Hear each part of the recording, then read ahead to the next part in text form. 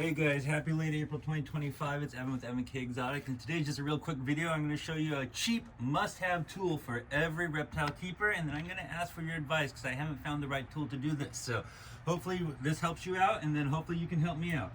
So reptile keepers love tubs. We love plastic tubs. We keep snakes in big drawers. We keep these for humid hide boxes, hides, for different things. I need to melt some air holes in these because I have some children's pythons hatching soon, and these are where they're going to go initially. So the best way to put air holes into tubs is melting them, and you can do it different ways with a nail and a candle, nail and a blowtorch. But once you really get into it, invest $15 in a soldering iron, and don't just buy a cheap $8 or $10 Harbor Freight one, because these are lower wattage. This is actually Radio Shack. This thing is like an artifact. But anyway, spend like $15 to $20 on a soldering iron because they're going to be higher wattage. This one is 65 watts, this one's 30 watts, and when you start to get through melting into thicker tubs and things, if you have to do a bunch of them at once, you'll really appreciate the speed of a little bit more powerful one. The other thing, I don't know if you can see how this tip has a continuously tapered tip. I like this because it makes you able to fine tune the holes. But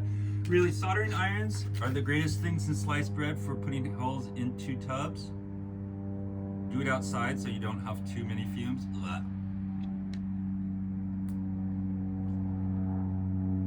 But if you try to drill holes, you end up ruining tubs by cracking them. So, but a soldering iron like this, and you see how fast this one does? It does over twice as fast as that other one. I hold it by breath.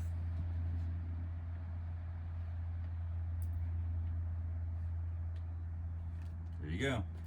So that's a must-have tool, and now I need your advice. And we oftentimes have to put bigger holes into plastic tubs and kitty litter pans and things like that.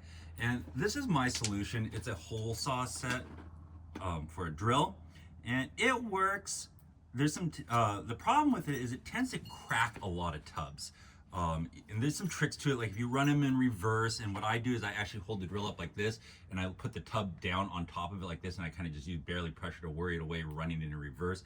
That seems to avoid cracking tubs. But if I'm going to drill out 5-10 tubs, I will crack 1 or 2 of them with this thing. And I'm just frustrated with how I'm putting bigger holes into plastic tubs. I've considered something that will melt holes like a soldering iron, and I'm thinking I could go get like a 3-inch piece of cast iron pipe or something and hit that with a blowtorch and melt them. But what do you guys want to do? What would you guys suggest for putting a bigger, like an 8-inch hole or 6 or 8-inch hole in a tub for those big snakes? I just haven't found a really good solution, and if you have, I'd really appreciate it if you put it in the comments. So thanks so much. That's my quick tip for the day. Take care. Bye.